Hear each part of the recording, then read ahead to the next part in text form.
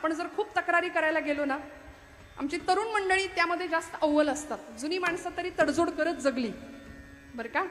इथे असलेल्या माता भगिनी, आमच्या मावश्या काकी असतील, सगळ्या आज्या असतील, इकडे असलेली बुजुर्ग मंडळी, आपण तडजोड केली आयुष्यामध्ये. आताची तरुण पिढीत ज्याला आपण ॲडजस्टमेंट म्हणतो मराठीत, ती करायला तयार नाहीये, कुठल्याच बाबतीत करायला तयार नाही.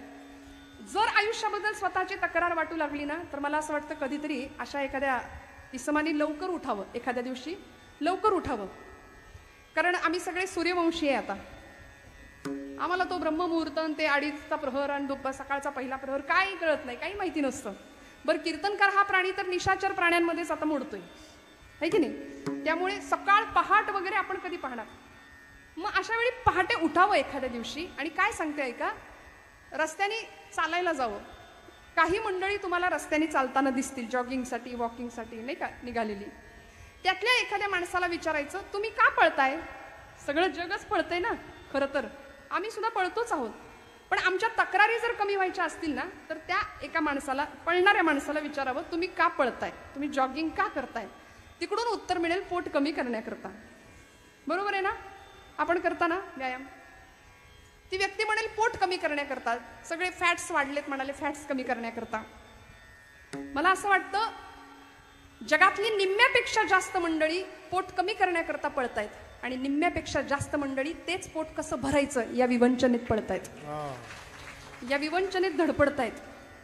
जगातली निम्म्यापेक्षा जास्त मंडळी अति खाल्ल्यानं मरतायत आणि निम्म्यापेक्षा जास्त मंडळी खायलाच मिळत नाही म्हणून मरतायत कुपोषित होऊन. इतकी तफावत आहे, इतका भेद आहे. आणि आपण इतरांच्या विषयी बोलायला लागलो ना की असे अगदी चेवात असतो सोशल मीडियावरती वगैरे, पण स्वतःविषयी काही बोलायचं झालं की आपण मुख गिळून गप्प बसतो. आम्ही कुणाच्या घेण्यात नाही, आम्ही कुणाच्या देण्यात नाही. मला असं वाटतं तिथून थेट एखाद्या मंदिरात जावं. मंदिरामध्ये असं दृश्य दिसेल, असं चित्र दिसेल की त्या मंदिराच्या बाहेर काही भिकारी असे बसलेले असतील, हातामध्ये कटोरं घेऊन भीक मागत असतात.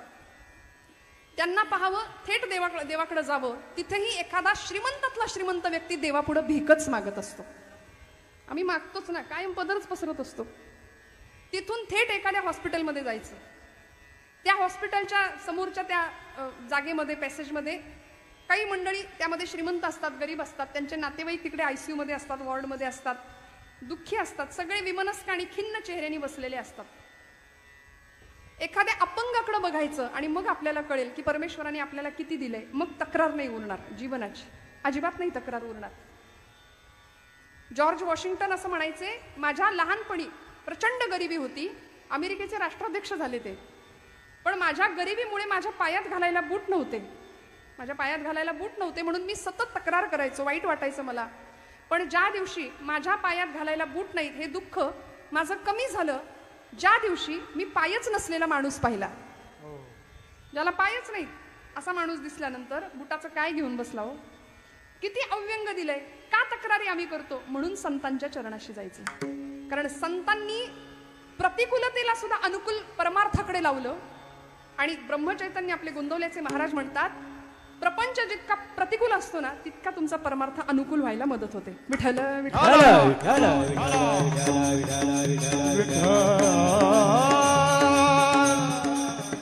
म्हणून प्रपंचातली प्रतिकूलता परमार्थाची अनुकूलता ठरत असते.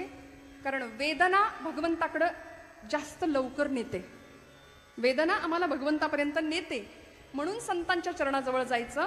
आमच्या ठिकाणच्या वासना समूळ नष्ट होतात. इच्छा, आसक्ती, विकार हे सगळं नष्ट करण्याचं सामर्थ्य फक्त संतांच्या सहवासात आहे. मी सांगत होते संतांना ओळखायचं कसं. शास्त्रकार म्हणाले, गर्वन्नो द्वहते न निंदती परान्नो भाषते निष्ठुरम उक्तं केनचिदः प्रियंच सहते क्रोधंच नालंबते श्रुत्वा काव्यमलक्षणं परकृतं संतिष्ठते मोकवत् दोषाच्छादयते स्वयं न कुरुते एतत् सतां लक्षणं विठ्ठल विठ्ठल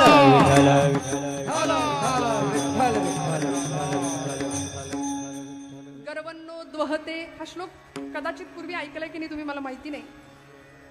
पहिला नियम आणि पहिलं लक्षण सांगितलं, संत कधीच गर्व करत नाही. लक्षात ठेवायचं, ज्याच्याकडे अहंकार आहे, मी पण आहे ना, 4 फूट लांब राहायचं आपण त्याच्यापासून. करते पण जो स्वतःकडे घेतो ना, त्या माणसाजवळ सुद्धा, वाऱ्याला सुद्धा थांबायचं नाही. गर्वन्नोद्वहते न निंदती परान. दुसऱ्याची निंदा ज्यांच्या चित्ताला शिवत नाही. दिवसभर बघा, आपण निरीक्षण करा. अख्खा दिवस आपण आपल्या वाणीने किती पाप करतो. आपण निरीक्षण, दुसऱ्याकडे कशाला बघायचं, आपण आपल्याकडे पाहूया. आणि दुर्दैव असं आहे की आपल्याला आपल्याकडे पाहायला वेळ नाहीये. मुरारी बापू म्हणतात, हम लोग इतने एंगेज हो गए हैं अभी, कभी खुद को फोन लगा के देखा है, एंगेज टोन सुनाई देगा म्हणाले. केले का आपण कधी असं? आपलाच फोन घ्यायचा, आपलाच नंबर आपल्याच फोनवरनं डाईल करायचा. करून बघा आज काय होतंय. एंगेज टोन सुनाई देगी, अभी इस समय सभी लाईन व्यस्त है, असं उत्तर येईल आपल्याला. कारण आम्ही आपल्या आतमध्ये बघायला तयार नाही, आम्ही आत डोकवायला तयार नाही. स्वतःचा श्वास सुद्धा आम्ही ऐकत नाही शांतपणे. बघा तुम्ही, इतके धावतोय अखंड दुसऱ्यांची निंदा करण्यामध्ये, पारावर बसून हातामध्ये पत्ते. आणि या जगामध्ये क्रांती झाली पाहिजे, याचं काही खरं नाही, त्याचं काही खरं नाही. मग राजकारण असू दे, तिकडं खेळ असू दे, धर्मकारण असू दे, यावर आम्ही गप्पा भरपूर मारू, पण व्यक्तिगत पातळीवर स्वतः काय करतोय याचा विचार आम्ही नाही करत. न निंदती परान, दुसऱ्याची निंदा नाही करणं. म्हणून ती निंदा आमच्याकडून होता कामा नाहीये. ती होते म्हणून तर ती धुवून काढण्याचं काम, आमची जीभ, आमची वाणी धुवून काढण्याचं काम नाम करतं. हरिनाम प्रक्षाळी जिव्हे ते, जीभ धुवून काढण्याचं काम काय करतं? नाम करतं. बरं, म्हणून संतांनी नाम दिलं आम्हाला. न निंदती परा नो भाषते निष्ठुरम. नो भाषते, कधीच कुठल्याच प्रकारची उग्र भाषा संतांच्या मुखात नसते. मग भगवी कपडे असलीच पाहिजेत असं काही नाही. बघा, साधी आमच्या आजूबाजूला सुद्धा अशी माणसं असतात, कधी कुणाला लागेल टोचेल असं बोलत नाही. आपण बघा ना, दुसऱ्याच्या हृदयाला घरं पडतील अशी काही काहींची वाक्य आणि बोलणं असतं की नाही. बर, शब्दांनी झालेली जखम फार भयानक असते. शस्त्राची जखम भरून निघते श्रोते हो, पण शब्दांनी झालेला व्रण आयुष्यभर माणसाच्या लक्षात राहतो आणि आम्ही तो ठेवतो. सोडून द्यायला शिकलं पाहिजे की नाही. 25 वर्षापूर्वी माझ्या पोरीच्या अमुकाच्या लग्नामध्ये मी गेले, मला हलकी साडी नेसवली, काय 250 रुपयाची. आता माझ्या पोराच्या लग्नात मी बघते तिचं कसं. आता हे आम्ही करतो की नाही, खरं सांगा महिला वर्ग, आहे की नाही. मग आम्ही किती दिवसांचा वाद, किती दिवसांचा भेद आणि मत्सर, हे सगळे विकार जपून ठेवतो, जपून. खरं तर यांना हाकलून दिलं पाहिजे वेळच्या वेळी. न निंदती परा नो भाषते निष्ठुरम. कधीच कठोर भाषा नाही. कसं बोलायचं संतांनी आम्हाला शिकवलंय. बोलू ऐसे बोल, बोले बोलू ऐसे बोले, बोलू ऐसे बोल, बोले बोलू ऐसे बोल, बोले बोलू ऐसे बोले,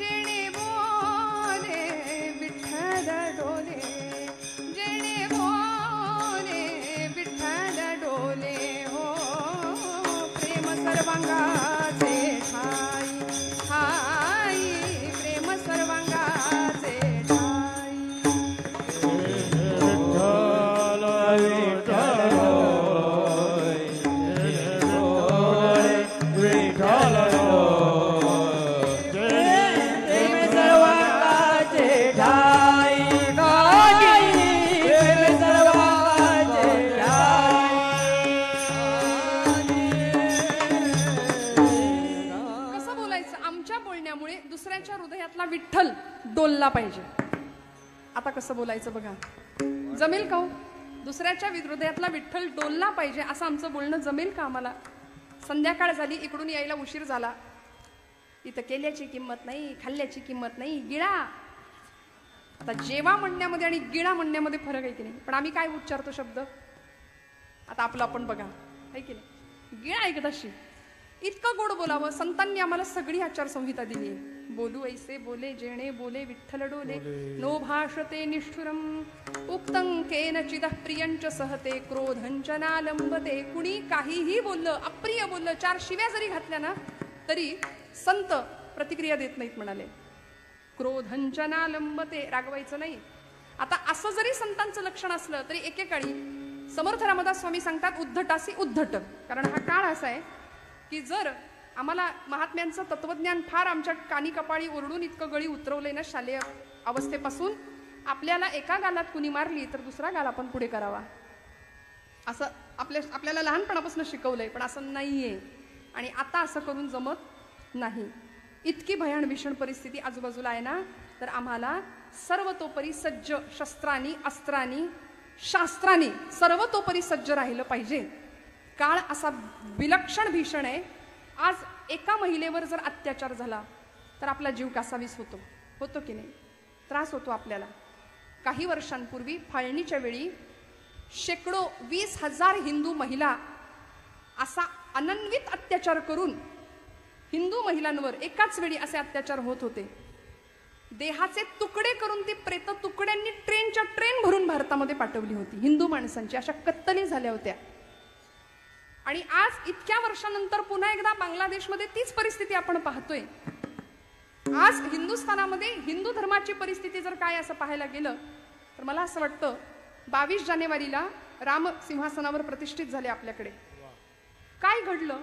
काय मोठा परिणाम झाला हो रामांच्या प्रतिष्ठापनेनंतर?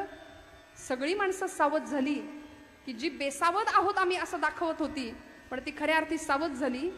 500 वर्षांचा वनवास भगवंतांनी संपवून भगवंत सिंहासनावर प्रतिष्ठित झाले. पण 500 वर्षामध्ये जातीपातीत विभागलेला हिंदू समाज एकत्र यायला तयार नाहीये अजूनही. 30 कोटी मुसलमान एकत्र आले मात्र.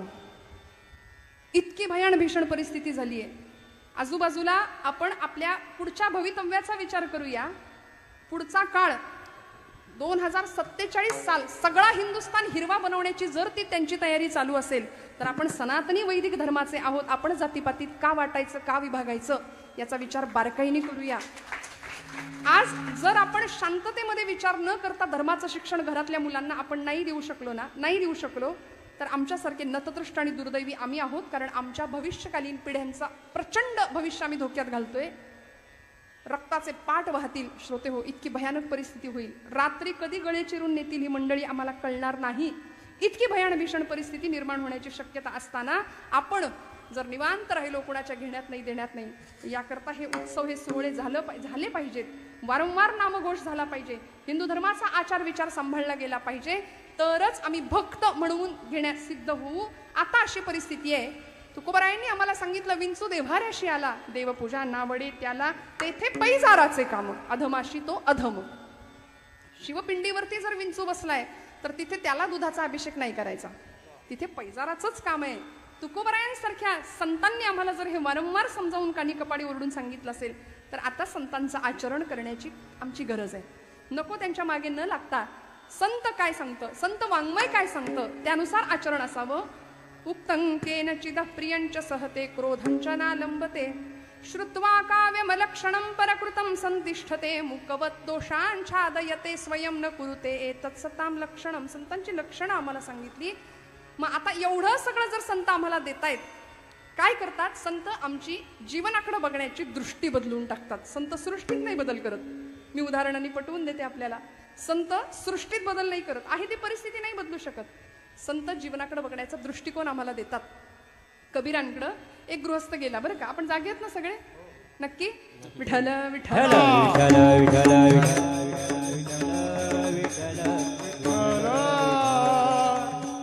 कबीर महाराजांकडे एक प्रपंच करणारा एक गृहस्थ गेला आणि महाराजांना म्हणाला, महाराज वैतागलो म्हणाले प्रपंचाला. आपण कसे वैतागलेलो असतो? कायम कपाळावर आठे असतात की नाही आपल्या? हो म्हणताय तुम्ही. कायम वैतागलेले. मी म्हणते कधी कधी कपड्याला इस्त्री असते इथपर्यंत ठीक आहे, चेहऱ्याला पण इस्त्री करून लोक बसतात. अजिबात असे गंभीर, म्हणजे आम्ही हसलो तर आध्यात्मिक ठरणार नाही की काय बहुतेक. असं फार सिरियस आम्ही राहतो. नकारात्मक जीवन बनवून जातं. वैतागला प्रपंचाला, व्यापला, कटकट झाली आणि कबीरांना म्हणाला, महाराज सोडवा म्हणाला मला या कटकटीतून. महाराज म्हणाले, नेमकं काय झालंय? म्हणाले, सासूबाई घरी येऊन बसल्यात. सासू घरी आली, महिना झालं जायचं नाव घेत नाही, नुसती बडबड बडबड, दिवसभर वैताग आणलाय म्हणे. काय करू? कबीर महाराज म्हणाले, सांगेन ते करशील? हो तुम्ही सांगा तर खरं. महाराज म्हणाले तुझ्या सासरी अजून कोण कोण असतं? तो म्हणाला आहेत ना सगळे, सासरे आहेत, मेहुणा आहे, मेहुणी आहे. मेहुण्याला आपल्याकडे साला म्हणतात हिंदीमध्ये नाही का, तर तो आहे, मेहुणी आहे, सगळे आहेत म्हणाले. मग त्या सगळ्यांना घेऊन ये म्हणाले. कबीर महाराजांनी त्याला उपाय सांगितला, सासऱ्यांना घेऊन ये, मेवणा मेहुणीला घेऊन ये. तो गेला आणि त्या सगळ्यांना आणलं आपल्या घरी. एक 4-8 दिवस निघून गेले आणि परत महाराजांकडे आला. म्हणाला महाराज काय उपाय सांगितला? अजूनच कटकट वाढली ना. सासूच्या कटकटीला वैतागलो होतो म्हणून तुमच्याकडे आलो, व्याप झाला होता, ती बडबड सहन होईना, आता अजून गोंधळ वाढला घरात, सोडवा म्हणाले या संकटातून. महाराज म्हणाले सांगतो, अजून एक उपाय सांगतो. तुझ्या सासरी गोठा आहे करे? तो म्हणला आहे.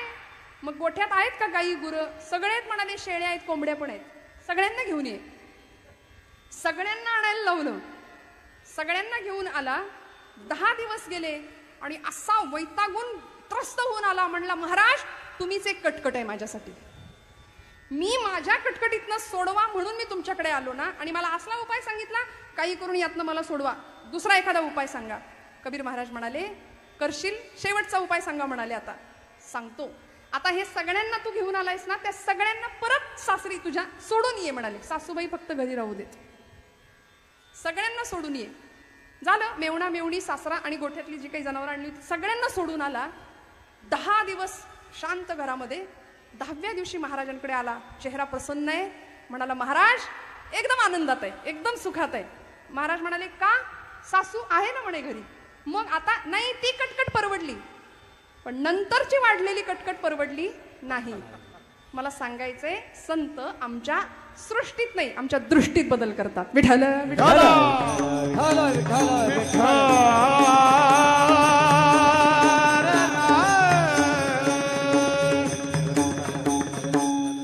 मग आता परिणाम काय होणार आहे? वासना संपून जाणार आहे ना, इच्छा संपून जाणार आहे, जीवनातला नकार संपून जाणार आहे.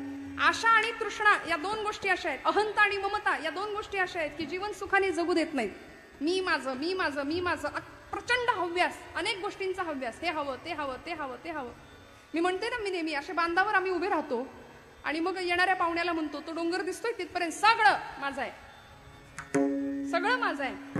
ती धरणी माता हसते आपल्यावरती, म्हणते याचा पणजा सुद्धा असाच म्हणायचा, आजा गेला पणजा गेला बाप मसणा गेला, देखत देखत ना तू पण तोही तैसा झाला.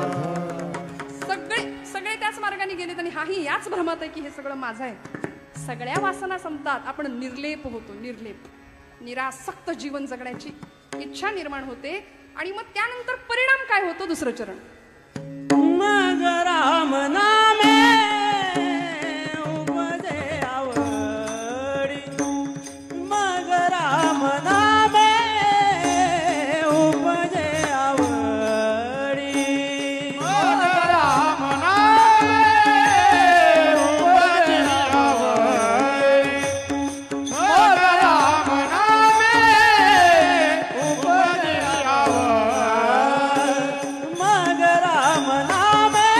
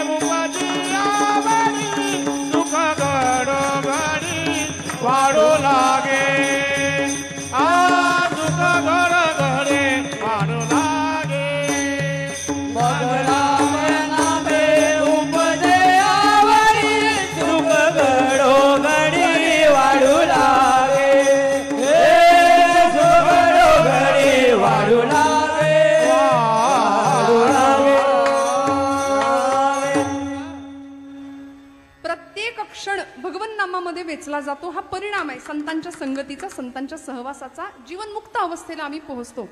सत्संगत्वे निस्संगत्वम, निस्संगत्वे निर्मोहित्वम, निर्मोहित्वे निश्चलत्वम, निश्चलत्वे जीवनमुक्ती. काय अवस्था प्राप्त होते हो?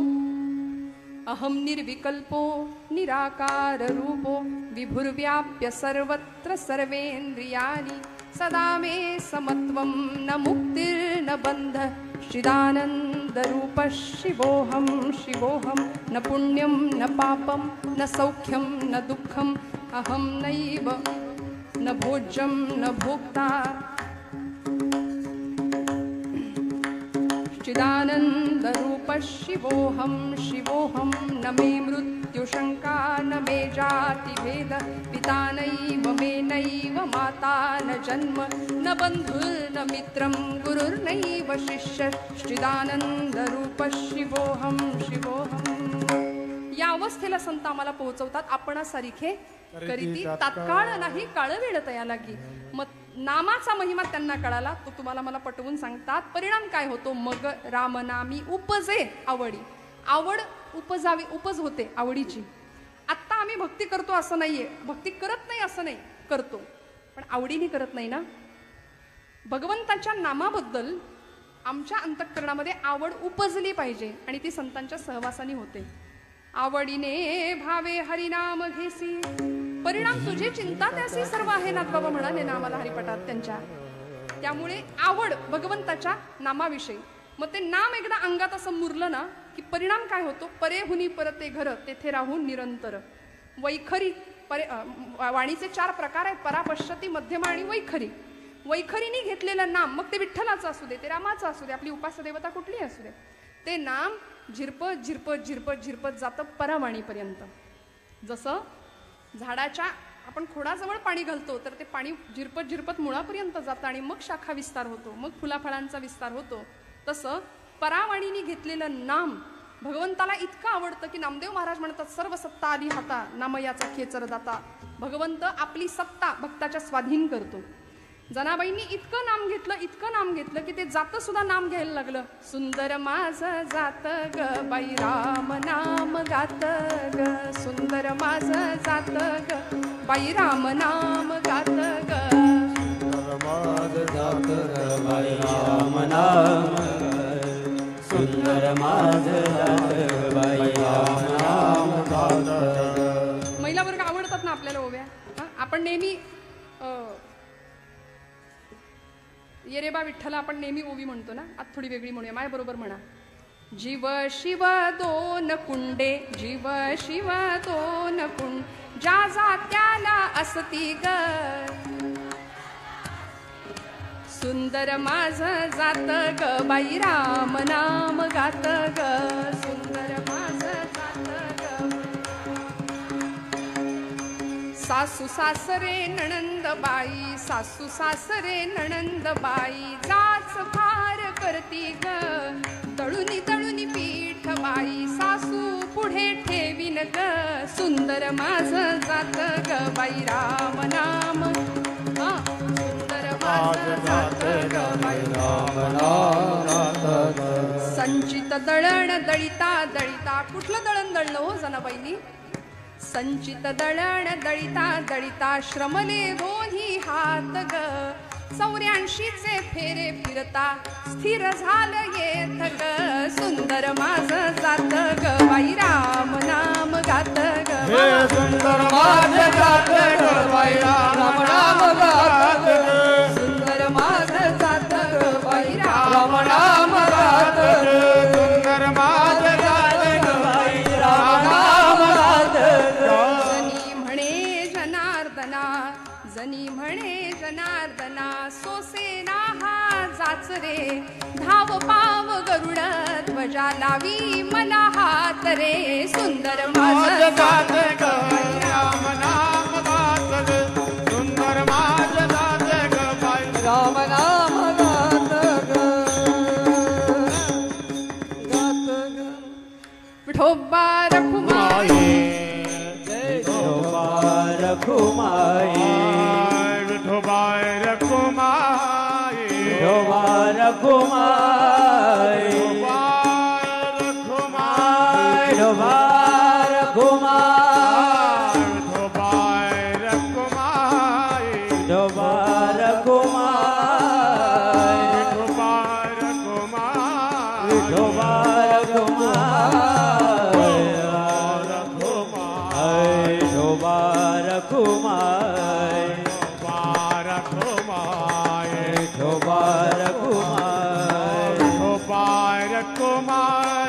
शोभा रघुमाई शोभा रघुमाई शोभा रघुमाई शोभा रघुमाई शोभा रघुमाई शोभा रघुमाई शोभा रघुमाई शोभा रघुमाई शोभा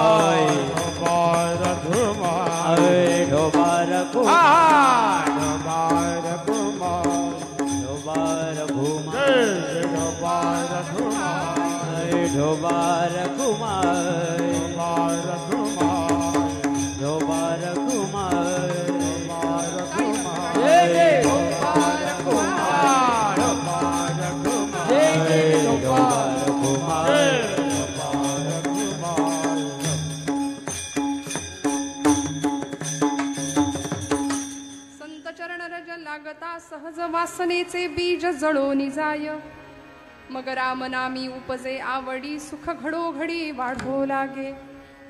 भगवंताच्या नामाची आवड वाढायला सुरुवात होते. परिणाम असा होतो आम्ही आत्ता काय करतो आवडीनीच करतो असं काही नाही बरं का. सगळं करतो पण त्यामध्ये आवड नेमकी नसते भगवंताच्या नामामध्ये. मी असं म्हणते कधी कधी की जर आवडीने आपण सगळे उत्सव केले असते ना. आता गणपती येणार आहेत काही दिवसात मंडळांचे. मंडळामध्ये स्पर्धा असतात. गणपती मंडळाचे बसले की त्या मंडपाच्या पडद्याच्या मागे पत्त्यांचे डाव रंगले नसते कधीच जर आवडीने केलं असतं तर.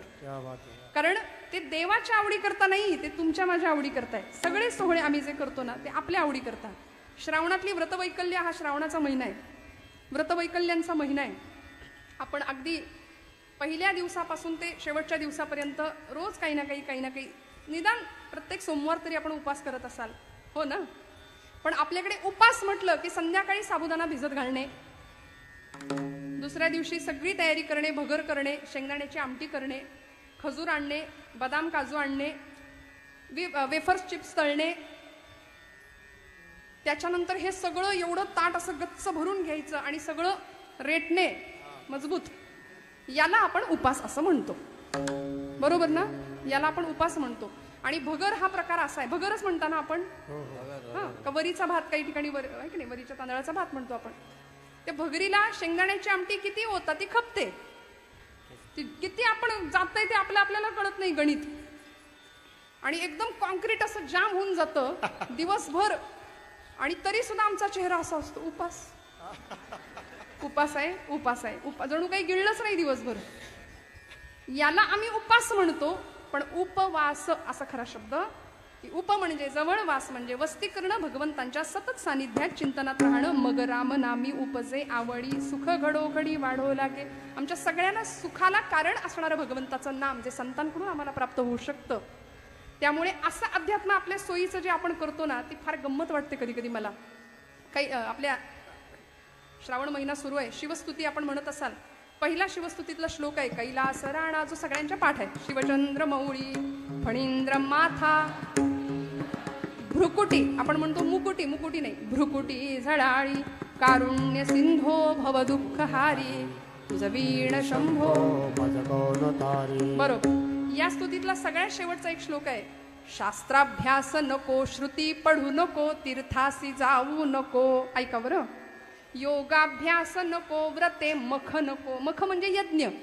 योगाभ्यास नको, व्रते मख नको, तीर्थे तपेती नको, काळाचे भय मानसी धरू नको, दुष्टासी शंकू नको, ज्याची या स्मरणे पतित तरती, तो शंभू सोडू नको. विठ्ठल विठ्ठल.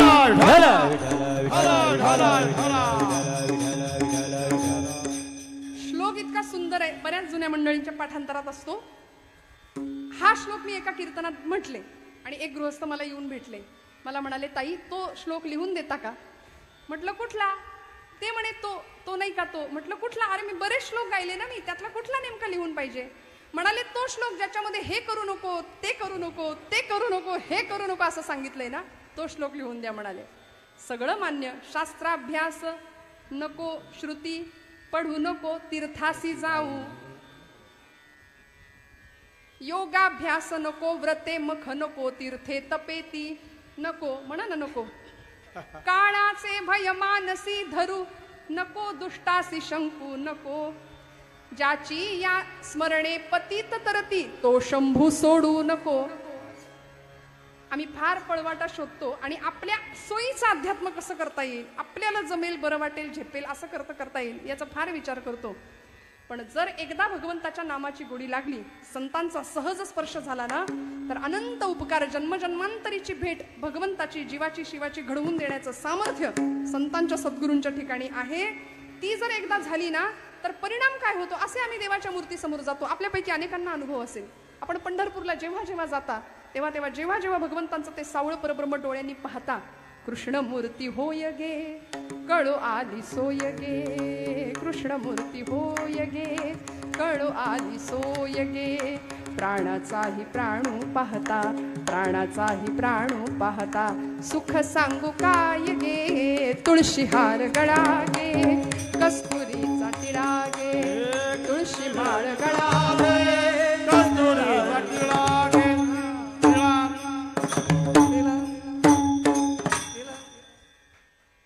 पितांबराची कास गे, कसा भगवंत आहे, कशली सावकाश गे, नारद तुंबर गायन करती, नारद तुंबर गायन करती, पुढे निज दास गे, तुळशी माळ गळा गे, कस्तुरीचा टिळा.